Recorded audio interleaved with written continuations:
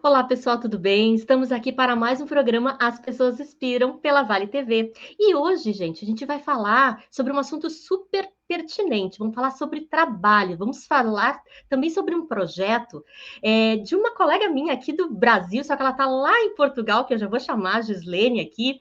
E a gente vai falar muito sobre divulgação científica, né, desse trabalho e esse projeto que ela tem, que é super pertinente aqui para a gente dar uma pensada sobre esse conceito. Gislene Halbrecht, ela que é doutora em processos e manifestações culturais e também idealizadora do projeto Coffee and Work Lab. Seja bem-vinda, Gislene. Obrigada, Eli, pelo convite. Eliane, muito obrigada pelo convite. Vamos manter as É difícil formalidades. aqui agora. Muito obrigada, Eli, pelo convite. É sempre uma alegria conversar contigo, seja pessoalmente, quando era melhor, né? Quando a gente podia tomar aquele cafezinho juntos. Mas, por enquanto, a gente pelo menos tem assim para conversar e se encontrar. Ai, que delícia, que bom. E a Gislene, ela vai contar um pouquinho agora no início, assim, um pouquinho sobre quem é a Gislene, para o pessoal conhecer um pouquinho mais dessa pesquisadora, né, da temática do trabalho. Então, Gislene, tudo contigo agora. Uau! Bom, essa questão do trabalho entrou na minha vida em 2013, quando eu iniciei o mestrado. E desde então, quando eu conheci a ergologia, essa ideia de trabalho também começou a ter uma outra configuração, né? Porque todos nós trabalhamos, todos nós vivemos isso, e às vezes a gente não para pensar o que é isso, o que não é. E aí, quando isso se torna objeto de pesquisa, a gente tem que olhar de outra maneira. Então, eu sou graduada em comunicação social, relações públicas, sempre trabalhei com a questão da dimensão da percepção nas organizações, essa questão de imagem. Tenho uma especialização em comunicação estratégica e branding. Fiz o mestrado e o doutorado, onde a Eli e eu fomos colegas, em processos e manifestações culturais na Fevale. Então, desde 2013, eu venho estudando esse tema do trabalho, que cada vez mais tem se tornado, né, um tema pop, uma buzzword quase, o trabalho se transformou, mas tem muito ainda para a gente discutir, pensar e principalmente transformar. Ai, que legal, né? E é um assunto super, super pertinente, né? E às vezes pouco explorado, né? Dentro da parte, principalmente quando tu trazes a ergologia. Eu queria que tu falasse um pouquinho, antes da gente entrar especificamente no projeto, o que é ergologia, né? Para o pessoal que não conhece o tema. Então, a ergologia é uma proposta de análise pluridisciplinar do trabalho. O que isso quer dizer, né? O palavrão, né? Pluridisciplinar. A ergologia tem como pressuposto de que uma disciplina não vai ser suficiente para a gente entender o trabalho. Então, eu não posso olhar só como comunicadora, só como administradora, só como psicóloga. A gente precisa dessas disciplinas em diálogo para que a gente possa, então, entender o trabalho e possa transformá-lo. Então, a ergologia é essa proposta de análise pluridisciplinar que tenta trazer à luz o invisível do trabalho, né? Isso que é importante. Uhum. Esse tema do trabalho está sendo cada vez mais discutido, a gente ouve o futuro do trabalho, o fim do emprego, 500 coisas, tudo como se fosse dentro do mesmo saco, né? Quando a ideia de trabalho ela é tão complexa que um olhar, como a ergologia propõe, não dá conta, né? Então, a grande questão é a gente se entender também como ser único nesse processo, né? Eu geralmente trago a ideia do artista e da obra, porque a gente, quando vê uma pessoa fazendo uma obra de arte, a gente se dá conta de uma delicadeza, de uma sutileza que tem ali. Só que independente do que a gente esteja fazendo, a gente tem essa sutileza, essa delicadeza fazendo parte. Só que a gente prefere deixar essa parte de lado e deixa só a parte bruta e vir à tona e tomar conta da nossa vida, né? Então, a ergologia vem com uma proposta para a gente chegar nesses pontinhos aí. Legal, legal. E é muito legal, né? Eu acho que tu tens uma coisa muito interessante, né? Que é trazer essa parte acadêmica para a sociedade de alguma maneira, né? E aí a gente agora já vai começar a falar um pouquinho sobre o que é o Coffee and Work Lab, né? E aí eu vou passar um videozinho aqui só para a gente entender um pouquinho qual é a visão de trabalho da Gislene. Trabalho é esse esforço, esse engajamento que nós temos com algo que não é do outro, mas que depende da nossa relação com o outro. Então, trabalho são esses saberes, trabalho é esse esforço, essa dimensão invisível. Isso é o que me interessa a gente entender mais quando a gente fala de trabalho.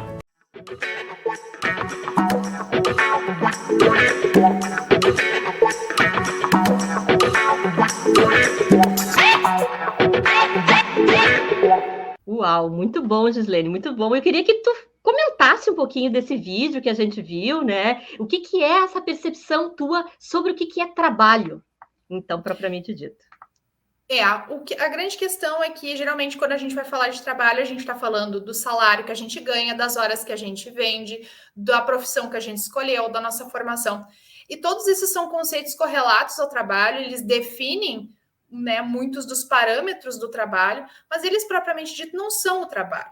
O trabalho é o nosso esforço, né, em realizar isso que nos é pedido. Então, quando eu escolho ser relações públicas, vou falar da minha formação, existe tanto prescrito ali, mas cada profissional tem a forma de construir e atualizar, renormalizar tudo isso. Então, o trabalho é essa dimensão, né? É isso que eu costumo dizer, que interessa a gente olhar para o trabalho. A gente vem de sistemas culturais que fazem com que a gente deixe isso em segundo plano, porque existem muitos outros problemas que acabam sendo mais relevantes dentro de um contexto da sociedade que a gente vive. Mas quando a gente deixa esse invisível de lado, a gente acumula aqueles problemas, processos como burnout, a nossa saúde fica totalmente afetada, seja ela física ou mental. As nossas interações são afetadas, porque quando a gente vai conversar com o outro, a gente está num nível de estresse tão grande, tão cansado, que também não rende mais. Então, o trabalho faz tão parte de quem a gente é, e a gente negligencia isso tanto, que se a gente começa a olhar de uma outra maneira, a gente entende muito por que a sociedade vai, por que nós tomamos as decisões que nós tomamos na forma de viver a vida. Por isso que o FAFANORG, como projeto de divulgação científica, tem esse enfoque, né? Vamos chamar atenção para isso, porque a gente está contribuindo para o que não está bom, por meio da forma como a gente vê as coisas. E uma coisa interessante na tua fala, assim, que eu acho que é super pertinente, até as pessoas que estão nos ouvindo aqui, é perceber de que desse trabalho que a gente faz, existe a proposta da singularidade, né? A gente coloca as nossas histórias, a nossa vida, né? Tudo que a gente aprendeu, né? Não que seja academicamente falando, né? Mas nossas experiências, tudo nesse trabalho, né? E às vezes essa parte da subjetividade ela fica um pouco afastada, né? A não sei que tu que está bem estudando essas questões, mas eu acho que está muito nisso, assim, né? Quando tu falas em burnout, essas coisas, né? Me parece uma ausência de si no trabalho. Queria te ouvir sobre isso. Então, eu evito usar esse termo da subjetividade, porque como a gente acaba indo para uma dimensão que é um termo muito da psicologia ou de formações que vêm desse lado que a gente não tem. Eu, como cientista social, olho para o indivíduo enquanto um ser social, né? Então, quando a gente fala de burnout dentro do ponto de vista que eu venho construindo, vem muito do cansaço, claro, mental, né, que está ali, mas que é resultado de a gente olhar só para a parte exterior do trabalho. Né? Vamos pensar, um exemplo assim que pode ser engraçado, enfim, pensar numa cebola, né? A gente olha só para a casca. Sabe aquele miolo, que é onde às vezes apodrece e a gente não pode mais usar a cebola? É ali que está.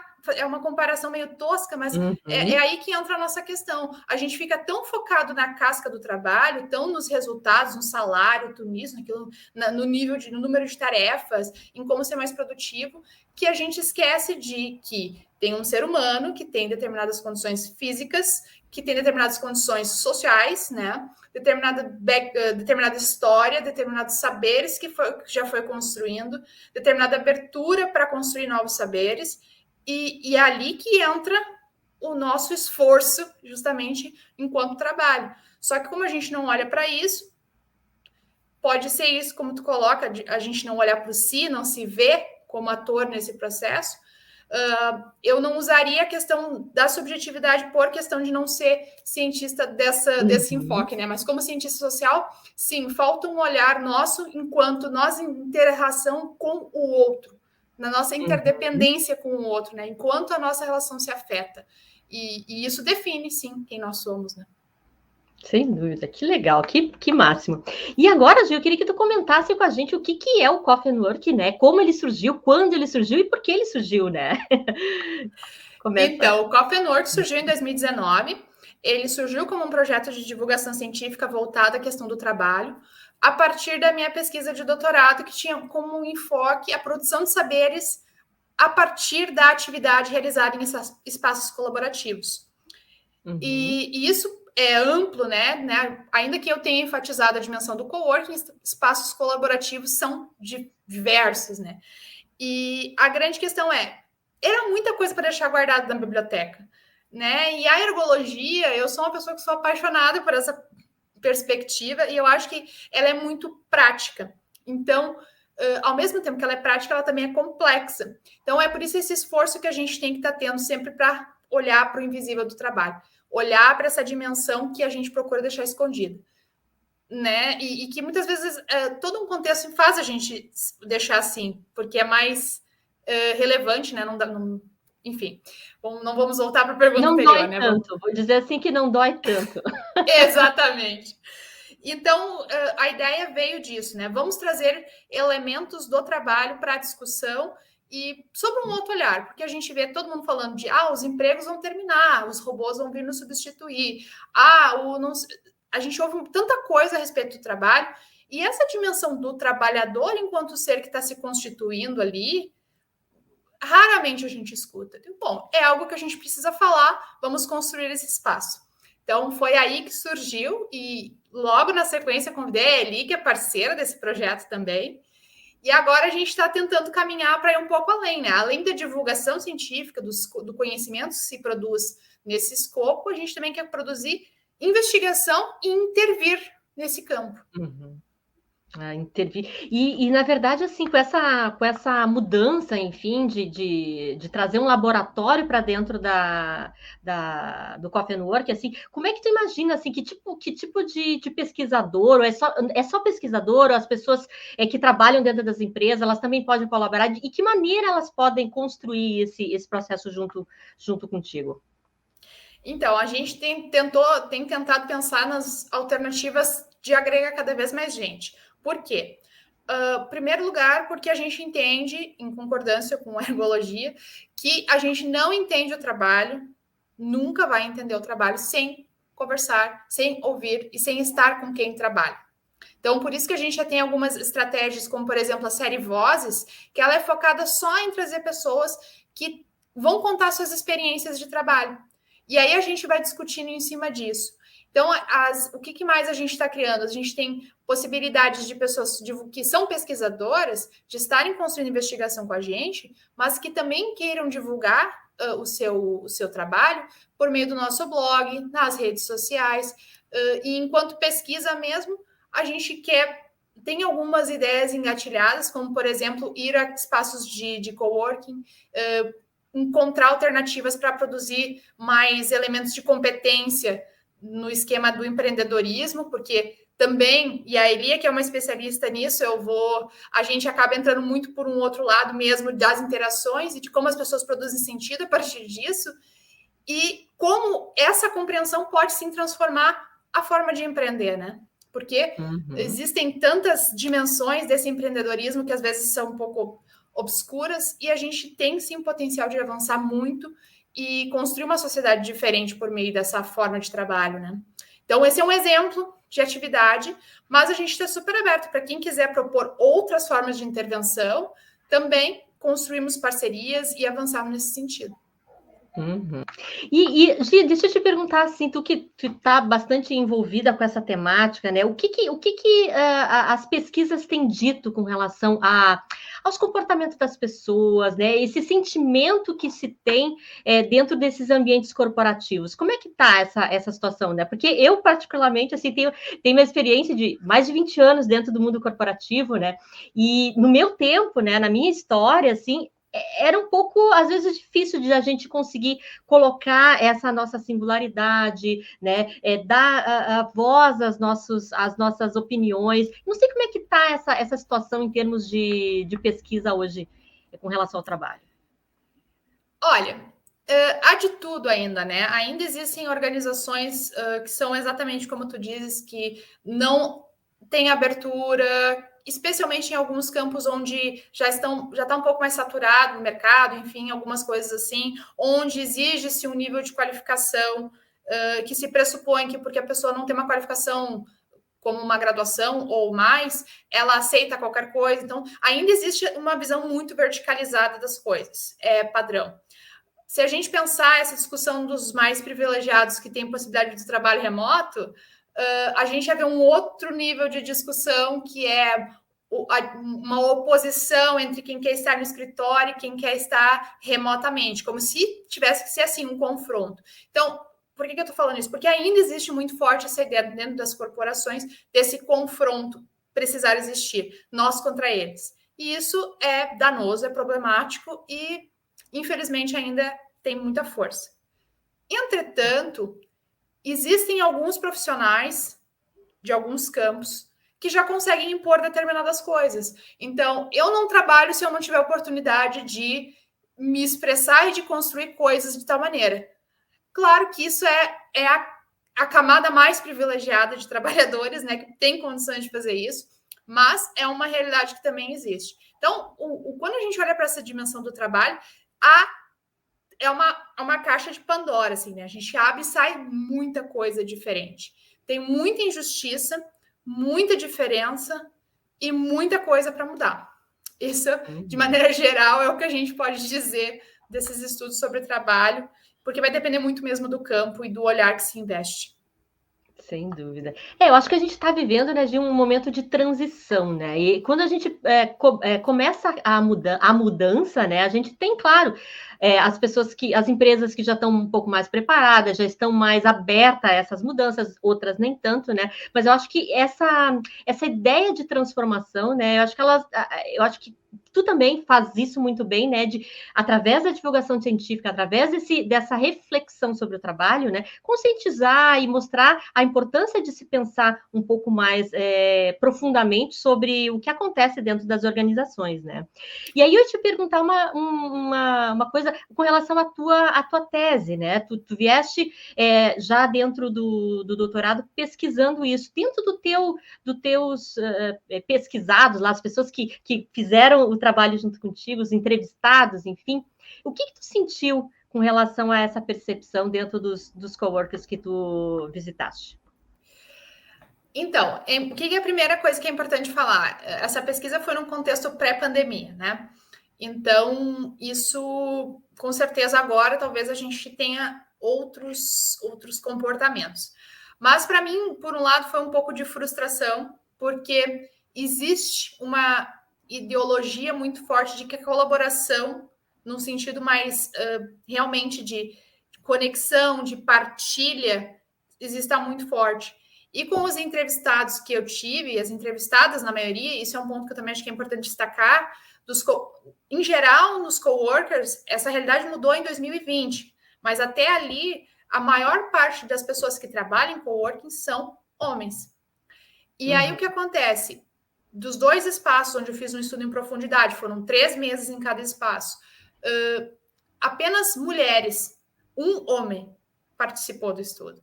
Então, isso revela uma grande questão a respeito de várias coisas, né? Então, não vamos avançar tanto aqui. Mas a grande questão que apareceu o coworking era um espaço para questão de custos. Era esse tipo de colaboração que se esperava, um compartilhamento, né? E a ideia de trabalho era muito produtivista. Então, eu quero estar ali porque ali eu consigo focar, eu consigo separar, né? E aí vem uma outra coisa que é um embate, uma discussão que eu venho fazendo há muito tempo, que é a gente tem uma vida só. Então, eu não posso ficar separando minha vida pessoal da minha vida profissional. Eu posso fazer separação entre essas dimensões, mas eu preciso partir do princípio de que eu tenho uma vida só. E que o que eu faço num espaço afeta o que eu vivo no outro espaço. Então, é uma questão de linguagem? Mas a linguagem formata o nosso pensar. O nosso pensar define os nossos valores, que definem o nosso agir. Então, precisa mudar a forma de entender isso. Né? Se a gente não olhar a vida como uma coisa única, a gente vai continuar desperdiçando e esse invisível ficar cada vez mais invisível até que a gente se torne um ser mecânico. Né? É verdade.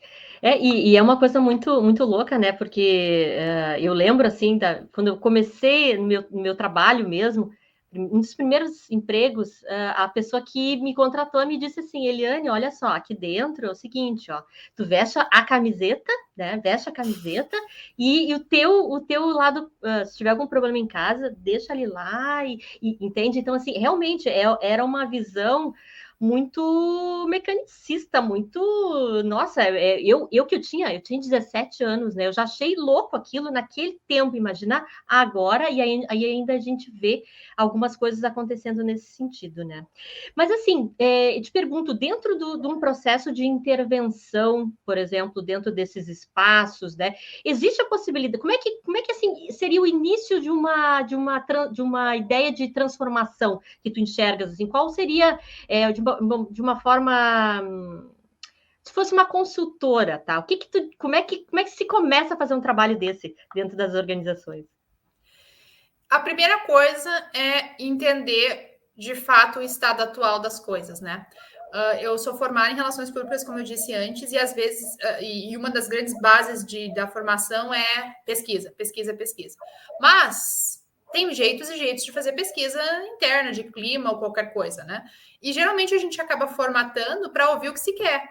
E quando se ouve o que não quero mais saber da pesquisa. Então, a primeira coisa que tem que se romper é essa visão linear das coisas ou essa visão deturpada, né, das coisas. É melhor encarar e entender qual é que é o estado atual.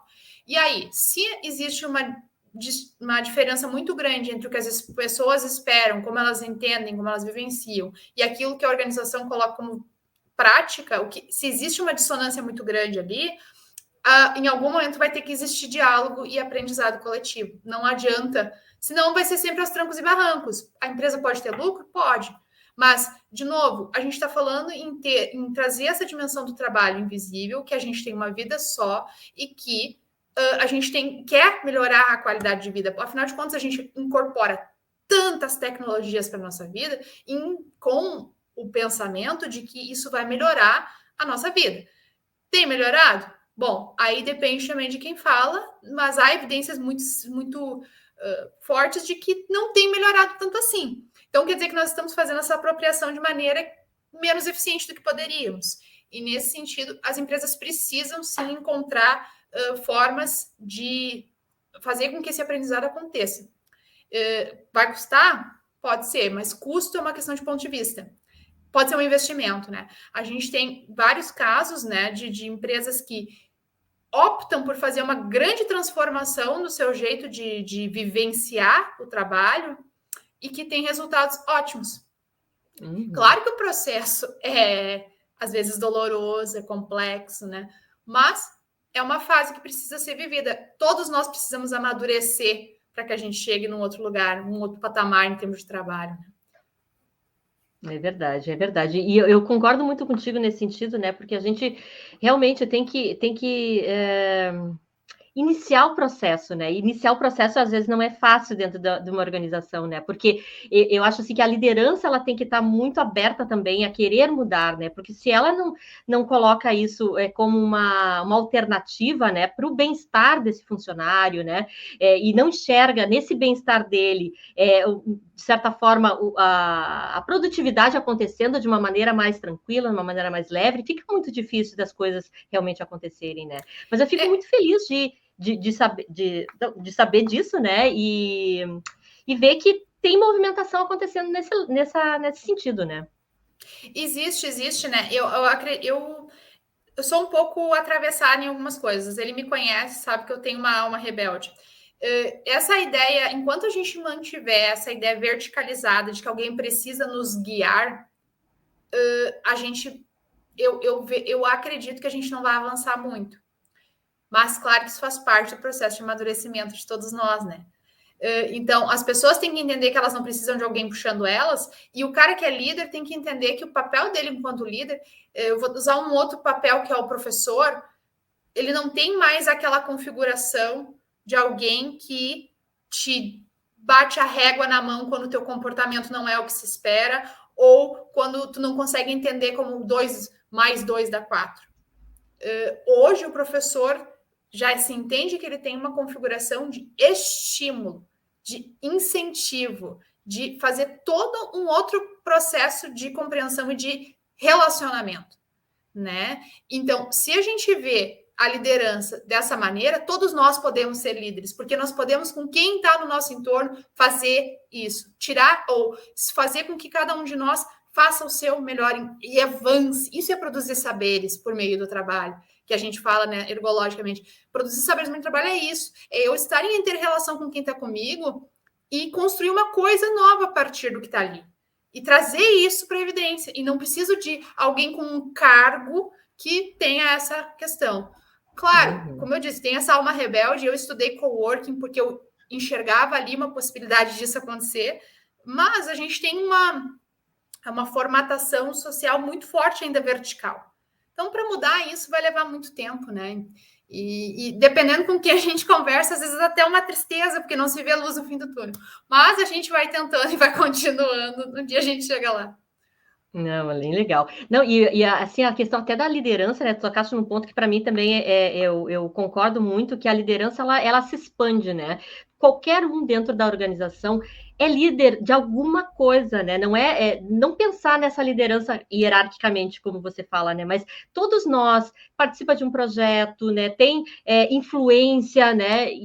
E a gente vai descobrindo tantos líderes dentro da nossa organização que a gente nem imaginava, né? Que trazem a nossa empresa para a sociedade de uma forma, através dos seus comunicados, do jeito que ela se expressa com relação até à própria empresa, né? Eu fico muito feliz, a gente está meio que acabando o tempo aqui já, né? Eu sei que tem muita coisa para falar, muito rápido, meu Deus. Mas eu queria que deixasse, então, um contato para o pessoal que quiser participar do Coffee Work Lab e saber um pouco mais também, entrar em contato contigo. Como é que faz? Bom, uma das alternativas é aqui no nosso @Coffee&Work Lab no Instagram, LinkedIn ou Facebook, qualquer um deles é este mesmo arrobinha aqui. O nosso site é www.coffeeandwork.net. Lá tá bem explicadinho como é que pode fazer parte, né? Pode fazer parte como investigador, pode fazer parte como apoiador, pode fazer parte como embaixador, embaixatriz. Então, tem várias possibilidades, porque o que a gente quer realmente é agregar cada vez mais pessoas que queiram transformar a gente, queiram transformar o mundo por meio do seu trabalho. É isso que a gente está buscando com esse projeto que vem se transformando em laboratório e que a gente espera que mantenha a sua missão aí para o que se espera. Muito bem. Que 2022 seja um ano de muito sucesso, então, para esse lindo projeto, né? Que a gente continue cada vez mais, né? Repensando nossas atitudes, nossas maneiras de trazer esse conceito para dentro das nossas organizações. E eu agradeço a você, né? Especialmente aqui por estar disponibilizando a tua experiência, né? Essa tua expertise com relação ao trabalho, né? Que acho que é super legal. E agradeço de coração aqui em nome da Vale TV. Eu que agradeço mais uma vez o convite. É sempre um prazer trocar contigo. Enfim, quem quiser conversar mais, também estamos aí à disposição. Muito, muito obrigada. Muito bem. Agradeço também as pessoas que estão aqui com a gente e até semana que vem com mais um programa As Pessoas Inspiram. Bye, bye.